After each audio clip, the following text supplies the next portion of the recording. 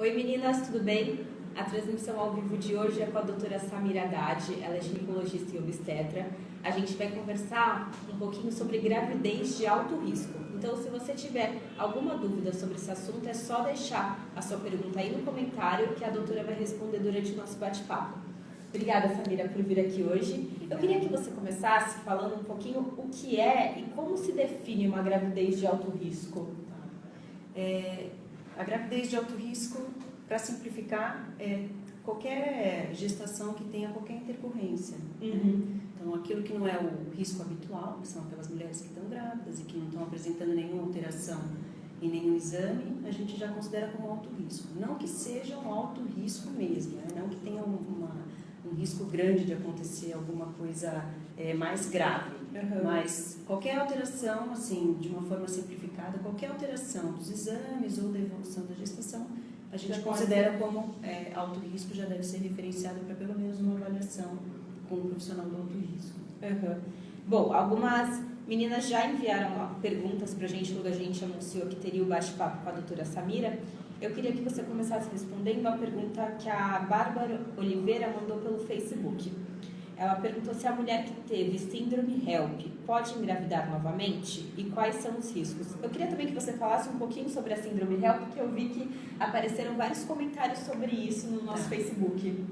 Então, a síndrome HELP, ela é uma complicação da hipertensão na gestação. A pré-eclâmpsia, né, que é a hipertensão específica da gestação, ela pode ter essa complicação que se chama síndrome HELP. Ela é HELP por uma regrinha mnemônica, né, que nesses casos a mulher tem hemólise, que é destruição das células do sangue, elevação das enzimas hepáticas e queda de plaquetas. Então, isso que significa síndrome HELP. É um quadro que é grave, né, uma complicação grave na gestação, e as mulheres que já tiveram síndrome HELP, elas têm um risco maior de desenvolver síndrome HELP novamente. Precisa ser aconselhado, né, assim, precisa ser avaliado se de fato, né, qual foi o quadro que essa mulher teve para que ela possa engravidar novamente. É possível engravidar de novo, mas é importante passar por um aconselhamento, né, para avaliar qual foi o grau de disfunção que ela teve, quais as complicações que ela teve além da síndrome HELP, e avaliar os riscos, os benefícios, porque existe o risco de acontecer de novo. Mas, naquelas que forem avaliadas e que desejarem engravidar, podem ser feitas algumas medidas para evitar, né, ao máximo que a síndrome HELP apareça, né? Então, ela pode engravidar de novo, desde que... Tem algum tempo mínimo? De uma forma geral, o que a gente orienta é que as gestações tenham pelo menos 2 anos de intervalo entre uma e outra, principalmente para aquelas mulheres que vivenciaram algum tipo de complicação, até para que possa repetir os exames, ver se está tudo bem, se já está tudo normal, né? Se a pressão voltou ao normal, se os exames voltaram, se não teve nenhuma sequela desse quadro hipertensivo. E aí, ela estando bem e realmente querendo engravidar, apesar do risco de ter de novo, aí o médico pode entrar com uma série de medidas já antes dela engravidar, né? Algumas medicações específicas e todo um monitoramento durante a gestação para evitar que a hipertensão e a síndrome HELP apareçam de novo.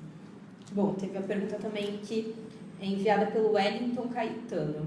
Minha esposa está com 25 semanas e um mioma de 8,5 centímetros que tem crescido na gravidez.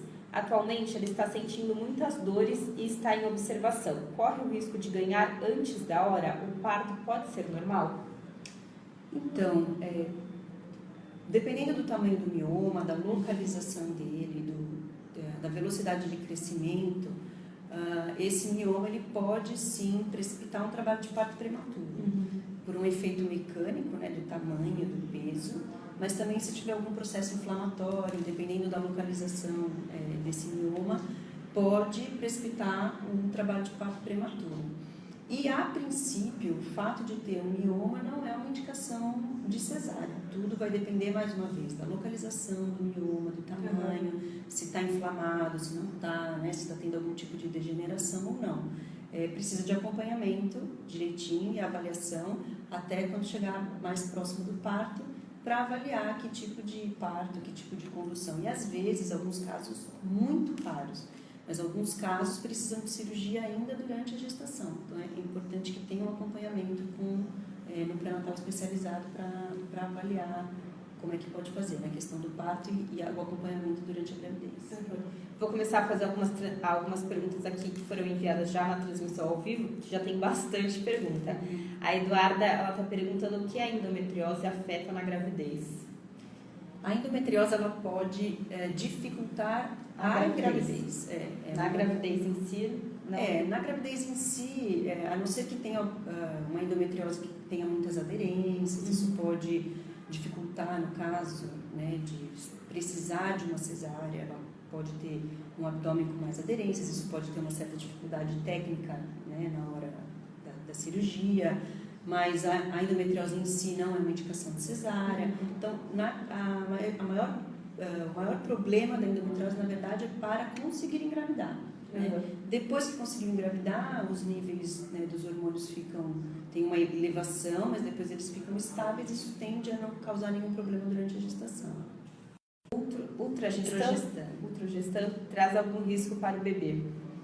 Não, o ultragestan, ele é progesterona, né? A progesterona é um hormônio que naturalmente primeiro o ovário, depois a placenta produzem, é um hormônio essencial para a manutenção da gestação. Em alguns casos específicos, tem indicação de suplementar, né, a progesterona, principalmente quando tem um colo curto, ou um risco de trabalho de parto prematuro, ou algumas indicações precisas. Na dose certa, pelo tempo certo, isso não causa nenhum prejuízo para o bebê. Tem a pergunta aqui da Dani Lima, ela falou que está com 36 semanas e desde ontem já sente pontadas fortes, em pouco intervalo. Já é hora de ir para o hospital? Toda dúvida, na dúvida é melhor ir, né? Difícil falar assim, dor forte com 36 semanas já pode ser um início de trabalho de parto. Na dúvida é melhor procurar o médico dela ou ir até o pronto-socorro. Melhor não ficar em dúvida em casa, Melhor não ficar em dúvida em casa, A Jéssica está falando que está com 9 semanas e tendo sangramento. Fez uma ultrassom transvaginal e deu um pequeno deslocamento. Ela gostaria de saber se é grave. O descolamento de placenta, ou esse sangramento de placenta não, né? O descolamento do saquinho ovular, né? Nessa fase a gente fala que tem um descolamento ovular, né? Que é em volta do saquinho gestacional. Com 9 semanas, esses sangramentos de primeiro trimestre, a gente fala de uma forma generalizada que trata-se de uma ameaça de aborto. Na grande maioria das vezes, esse sangramento, esse descolamento é reabsorvido e a gestação transcorre sem maiores problemas, mas precisa passar por uma avaliação e um acompanhamento. Em alguns casos, esse descolamento pode aumentar e evoluir para um abortamento, né? Então precisa acompanhar, não precisa desespero, né? Mas algum repouso, repetir o ultrassom dali a 15 ou 3 semanas, né? 15 dias ou 3 semanas, e fazer uma avaliação para acompanhar a evolução desse descolamento. Bom, lembrando para quem está chegando agora, hoje o nosso bate-papo é com a doutora Samira Haddad, ela é ginecologista e obstetra, a gente está conversando sobre gravidez de alto risco. Então, se você tiver alguma dúvida sobre o assunto, é só deixar sua pergunta aí nos comentários que a doutora vai responder durante o nosso bate-papo. Bom, vamos voltar. A Bruna, ela falou que ela teve colestase hepática na gravidez. E falando, se você puder falar um pouquinho sobre isso, que tem muita gente que tem e nem sabe, não foi diagnosticado. Tá. A colestase intrahepática benigna da gestação, se for isso, né, que a Bruna está falando. Ela falou colestase hepática. Deve ser porque os casos de colestase mais graves são bem graves, né? Com uma altíssima mortalidade, na verdade se chama fígado gorduroso agudo da gestação, que é totalmente diferente. A colestase intrahepática benigna da gestação é por conta dos hormônios da gravidez, né, o aumento dos hormônios. Isso pode aumentar um pouco a retenção de sais biliares e de bile, né, e aumentar um pouquinho as enzimas hepáticas. E na grande maioria das vezes isso acontece no finalzinho da gravidez. E o principal sintoma é coceira, Então, tem muita coceira pelo acúmulo de bilirrubinas, né? É um quadro benigno e autolimitado, na grande maioria das vezes, e que se resolve assim que o bebê nasce. Ele pode estar associado a um risco maior de desenvolver algumas outras alterações na gravidez, mas na grande maioria das vezes essa colestase intrahepática benigna da gestação, ela acontece no finalzinho. O principal sintoma é essa coceira pelo corpo, que você acha que é uma alergia, né? E aí vai atrás, investiga, não acha nenhuma outra causa, e aí fica como sendo esse o diagnóstico mesmo.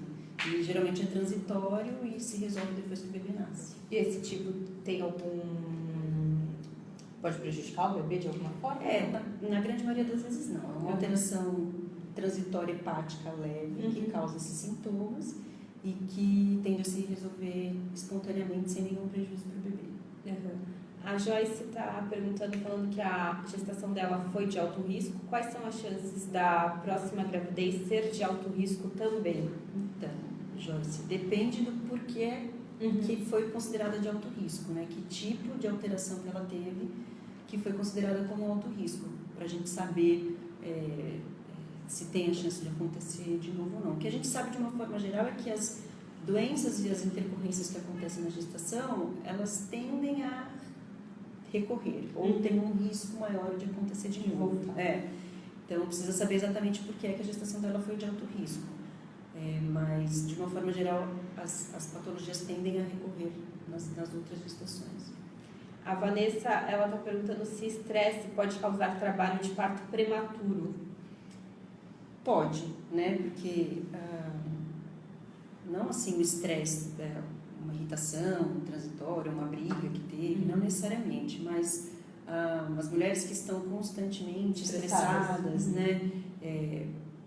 Isso gera uma série de descargas hormonais, né, de alterações. Essas mulheres que estão estressadas, elas podem ter mais depressão, elas podem não se cuidar tanto, não ter uma alimentação adequada. Então, o estresse vem como uma parte de um estilo de vida, né, de uma condição de vida geral. Então, não o estresse em si, uma briga ou alguma coisa que você teve transitoriamente, mas o estresse como um fator, né, de qualidade de vida, isso pode prejudicar a gestação, pode levar a um trabalho de parto prematuro, mas pelos seus fatores associados, né? As descargas hormonais, né, adrenalina, noradrenalina, isso tudo pode interferir na fisiologia da gestação. Bom, a Thaís, ela falou que ela descobriu um deslocamento de placenta de 31/8 milímetros. Estou usando ultragestam e repouso, mas sinto desconforto no pé da barriga. É normal? Normal não é, né? A gente tem que sempre tentar diferenciar o que é normal do que é comum. No caso do descolamento ovular, né, que são esses pequenos sangramentos do início da gestação, eles podem estar associados à cólica, né? Isso é um sintoma comum associado ao descolamento. Precisa de observação, precisa de acompanhamento. A Joyce está falando que a gestação dela foi de alto risco e o bebê dela nasceu de 33 semanas. Quais são as chances de uma segunda gravidez de alto risco também e outro bebê prematuro? É o que a gente falou, né? Normalmente volta a ter, mas em relação a prematuridade. O principal fator de risco para a prematuridade é ter tido prematuro anteriormente. Então, sempre que teve uma gestação que evoluiu para um trabalho de parto prematuro, já tem que passar por uma avaliação desde o início, um acompanhamento do pré-natal bem rigoroso para tentar evitar ao máximo essa prematuridade ou pelo menos retardar ao máximo, né? Então, se realmente não conseguir evitar um nascimento prematuro, que seja um prematuro maiorzinho, né? Mas tem risco sim de uma nova gestação. O ideal é que ela tenha um acompanhamento desde o comecinho, né? Um acompanhamento desde o comecinho, ter um intervalo entre as gestações maior, né? E tentar avaliar todos os fatores que puderam estar relacionados a esse parto prematuro anteriormente, porque se tiver algum fator que possa ser modificado ou controlado antes dela engravidar, é melhor. A Lival está falando que ela está de 9 semanas e os batimentos do bebê estão a 183 batimentos por minuto. Qual o risco? O batimento cardíaco fetal, a faixa de normalidade é entre 110 e 160, mas dependendo da atividade do embriãozinho ou do feto, ele pode ter picos de batimentos mais altos. Esse embrião, né, ele devia estar naquele momento, se mexendo ou qualquer coisa, né? O ideal, então, era ou que ficasse mais tempo observando para ver se se iria baixar, ou no próximo ultrassom avaliar. Mas isso pode acontecer, né? Às vezes eles têm picos entre 110 e 160, mas tem alguns picos de aceleração. A Mônica está perguntando qual seria o tratamento para ovário com microcisto. Isso antes de engravidar, né? Provavelmente. Na gestação, os cistos de ovário, o ovário micropolicístico durante a gestação, se ela está grávida e tem ovário micropolicístico, não tem nada a fazer, né? A tendência até que regrida, né? Alguns cistos raramente aumentam, mas a gente não se preocupa, a princípio não se preocupa com isso. Quem tem ovário micropolicístico antes da gestação, deseja engravidar e não está conseguindo, aí sim, talvez isso mereça uma investigação maior. O ovário micropolicístico por si só, então fez um ultrassom, achou que tem lá um ovário micropolicístico, isso não está causando nenhum transtorno, tem regularidade menstrual, menstrua direitinho, não tem cólica nem nada, fica como um achado. A princípio não tem um significado patológico. Precisa ver exatamente, né, em que contexto que esses ovários policísticos foram achados. Bom, a Luciana, ela está falando aqui que ela fez uma pergunta no Instagram e que ela gostaria de ter a resposta. Luciana, por favor, manda a pergunta aqui pra gente, que aí fica mais fácil da gente acessar agora, tá bom? Se você puder repetir a pergunta aqui, a gente agradece. Lembrando, para quem está chegando agora, que o bate-papo de hoje é com a doutora Samira Haddad, ela é ginecologista e obstetra, e a gente está conversando sobre gravidez de alto risco. Se você tiver alguma pergunta, deixa ela aí no comentário. Eu sei que está tendo bastante pergunta, a gente vai tentar responder o máximo possível, mas também o que a gente não conseguir responder, depois vai ter uma matéria no blog da Grande Gente. Aí vocês podem acompanhar uma matéria completa sobre a gravidez de alto risco lá. Bom, vamos voltar aqui para as perguntas. A Grace está falando se hipotireoidismo é perigoso para o bebê. O hipotireoidismo pode trazer algumas consequências tanto para a mãe, né, quanto para o bebê na gestação. Precisa de acompanhamento, né, e na verdade não que o bebê vai ter hipotireoidismo ou vai pegar qualquer problema, não, né, mas o hipotireoidismo, quando está bem descontrolado e não tem diagnóstico, ele pode aumentar um pouquinho o risco de abortamento, né, ou a dificuldade para engravidar. E se os níveis de TSH estiverem muito altos, isso pode trazer uma alteração da tireoide no período neonatal. Então, logo que o bebê nascer, ele pode ter transitoriamente, né, pela influência dos hormônios maternos, ele pode ter alguma alteração transitória. Mas o hipotireoidismo diagnosticado e bem tratado, né, durante a gestação, ele tende a não ter nenhuma repercussão sobre o feto. Ô, Samir, e quem tem HPV, quais são os riscos? O HPV em si, né, então, fez um dia o exame e detectou o vírus, né, isso a gente não tem que ter nenhum cuidado adicional. O HPV, ele pode ser um problema quando existe uma condilomatose extensa. O que é isso? São as verrugas genitais, né? Então, quando tem muitas verrugas, né, genitais, isso pode, no terceiro trimestre, se isso é diagnosticado e tem muitas verrugas, isso pode atrapalhar para o parto normal, né? Mas o HPV em si, na grande maioria das vezes, ele é um vírus que é diagnosticado, não causa nenhum problema, né? Na verdade, eu precisaria sorotipar esse HPV para ver se ele é de alto grau ou baixo grau. Os HPVs de baixo grau, eles tendem a causar verrugas, e o HPV de alto grau, ele está mais relacionado ao câncer do colo do útero. Na gravidez, a gente faz o preventivo, né? Não tende a pesquisar de rotina o HPV. Se clinicamente estiver tudo bem, não tiver nenhuma alteração no Papa Nicolau e tiver o HPV porque ela sabe que um dia ela teve o HPV, isso a gente não tem que tomar nenhuma medida adicional. Depois, dependendo do sorotipo, né, do tipo do HPV, Aí pode ou não ser necessário uma avaliação diferenciada, colher o Papa Nicolau mais vezes, fazer algum exame complementar. Mas o simples diagnóstico de HPV na gestação não tem. Bom, a Camila está falando que ela teve sangramento com 21 semanas. Segundo a médica, o colo está fechado e a placenta alta. O que pode ser? Precisaria examinar, né, fazer exames para poder investigar. Uma causa frequente de sangramento em qualquer fase da gestação é o sangramento pós-coito, que a gente chama, né, que é depois da relação sexual. Então, se foi um sangramento em pequena quantidade depois da relação sexual, provavelmente deve ter sido, né, se a placenta está alta, o colo fechado, pelo trauma mesmo no colo do útero. Isso é bastante comum. Agora, para saber exatamente o que foi, precisaria examinar e ver os exames. Vamos ver a próxima pergunta. Da Selma. Em 2015 tive gravidez anembrionária e agora estou de 4 semanas e sinto cólicas. Corre o risco de ter outra gravidez anembrionária? Anembrionária, que é a gestação sem o embrião. Não tem uma relação, não. A gestação anembrionada, às vezes, ou é um embriãozinho que teve algum problema, né, alguma alteração cromossômica e ele começou a se desenvolver e já logo regrediu, né? Então aí quando a gente diagnostica a gestação, a gente só vê o saco gestacional sem o embrião. Pode ser, né, isso, ou pode ser uma gestação em que realmente ele não se desenvolveu. Na grande maioria das vezes são alterações ao acaso, né? Assim como os abortamentos espontâneos, na grande maioria das vezes são alterações cromossômicas, então cromossomopatias, malformações, né, entre aspas, e que a própria natureza se encarrega de não levar para frente uma gestação em que o embrião não tenha qualquer problema.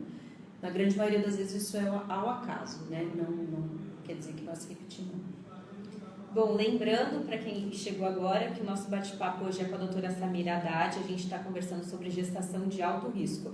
Daqui a pouquinho o nosso bate-papo já vai chegar ao fim, então se você tiver alguma pergunta, envia que a gente vai tentar responder até o final, tá bom? Bom, vamos lá, vamos para a próxima.